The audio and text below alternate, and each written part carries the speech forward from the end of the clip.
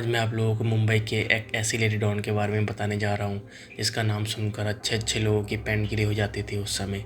जिनका नाम था गंगूबाई कोठेवाली। गंगूबाई 60s में कई वैश्यालय चलाया करती थी। उनको लोग मैडम ऑफ कामथेपुरा भी नाम से जानते थे। गंगूबाई का जन्म गुजरात के एक प्रतिष्ठित फैमिली में हुआ था। उनको मूवीज़ की बातें करना बहुत पसंद था और वो बचपन से ही एक एक्ट्रेस बनना चाहती थी। गंगूबाई के फादर के पास एक अकाउंटेंट काम किया करते थे उस समय, जिनका नाम रामनिक लाल था। गंगूबाई जब अपने पापा के ऑफिस जाया करती थी तो उनकी बात रामनिक लाल से होती थी। बातों बातों में उनको पता लगा कि रामनिक लाल मुंबई में रहकर आया है, उसकी फिल्म इंडस्ट्री में भी कॉन्टैक्ट्स हैं। ये सब जानने के बाद गंगूबाई किसी न किसी बहाने रामनिक लाल से मिलने जाया करती थी और कुछ समय बाद उसे रामनिक लाल से प्यार हो गया। गंगूबाई की फैमिली में गंगूबाई का फिल्म वगैरह में काम करना बिल्कुल पसंद नहीं था। दूसरी तरफ रामनिक लाल बोल रहा था कि उसके कॉन्टैक्ट्स फिल्म इंडस्ट्री में है और उसको वहाँ पे वो लाइन में लगवा देगा। फिर दोनों ने भागकर शादी करने की सोची। भागकर उन्होंने एक मंदिर में शादी कर ली। वो मुंबई चले गए और घर से भागते वक्त गंगूबाई को रामनिक लाल ने कहने पर कुछ पैसे और जेवरात भी वो साथ में ले गई थी। मुंबई में कुछ दिन दोनों साथ रहे और खूब ऐश की, जब तक गंगूबाई के लाया पैसा सारा ख़त्म नहीं हो गया। पैसा ख़त्म होने के बाद रामनिक लाल गंगूबाई को लेके एक औरत के पास ले गया और ये कहा, ये मेरी सगी मौसी है। गंगूबाई उसके साथ चली जाए और वो कुछ पैसों का इंतजाम करके वापस आएगा। गंगूबाई जब उस लेडी के साथ चली गई तब उसके बाद में पता चला कि वो रामनिक लाल की मौसी नहीं बल्कि वो एक कोठे वाली है। उसके पति ने उसे 500 रुपये के लिए उसको बेच दिया है। ये सब जानकर गंगूबाई ने कुछ दिनों तक कोठे वाली का विरोध किया और अपने घर जाना चाहा।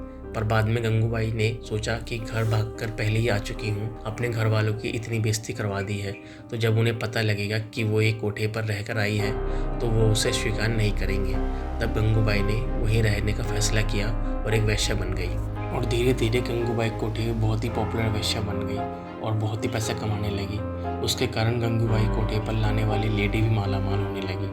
गंगूबाई वैश्या से लेडी डॉन कैसे बनी, इसके पीछे भी उसकी लाइफ की एक घटना जुड़ी हुई है। एक बार एक गुंडा कोठे पर आया और गंगूबाई के साथ जबरन सेक्स किया और उसे पैसा दिए बिना ही चला गया। इसकी शिकायत गंगू ने कोठे की मालकिन से किया पर उसने उस बात को वहीं दबा दिया। ये कहकर कि गुंडा है, उसे गैंग के साथ हम पंगा नहीं ले सकते।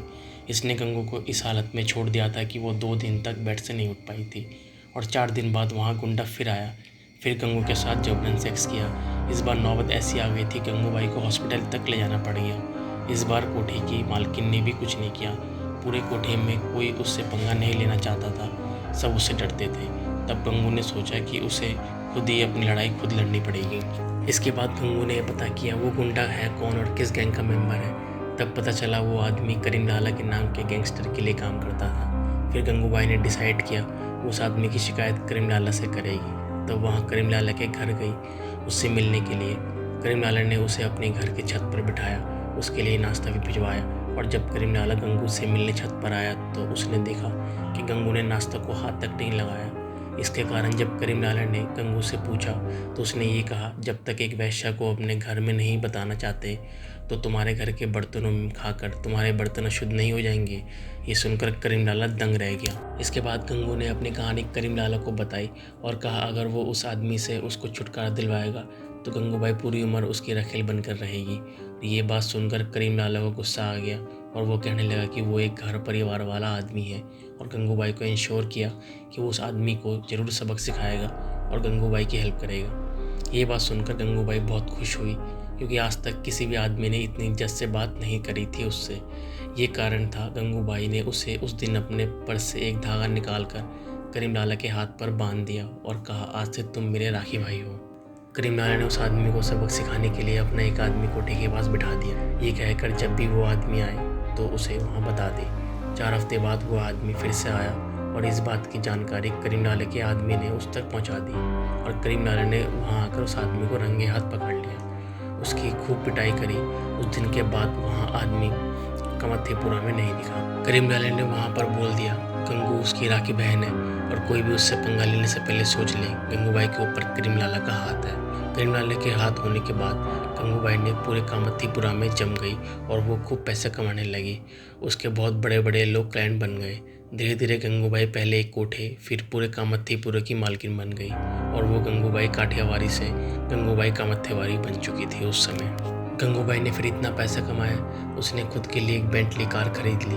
वो उस पैसे से सोना भी खरीदती थी, क्योंकि गंगूबाई को सोने का बहुत शौक था। गंगूबाई वैश्यों के हक के लिए भी लड़ने लग गई थी उस समय। गंगूबाई ने वैश्यों के हक के लिए जवाहरलाल नेहरू से ही मुलाकात की, क्योंकि उस मुलाकात का मुद्दा ये था, कोठी के पास एक स्कूल खोला गया था। गंगूबाई ने नेहरू जी से कहा था, ये कोठा स्कूल से पहले चल रहा है और स्कूल वालों को इसके पास स्कूल नहीं बनाना चाहिए था।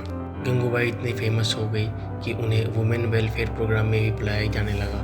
तो एक बार एक प्रोग्राम में स्पीच में उन्होंने कहा, उनकी हवस एक प्रोस्टिट्यूट खत्म करती है, जिसके कारण बाकी लड़कियां यहाँ पर सेफ हैं।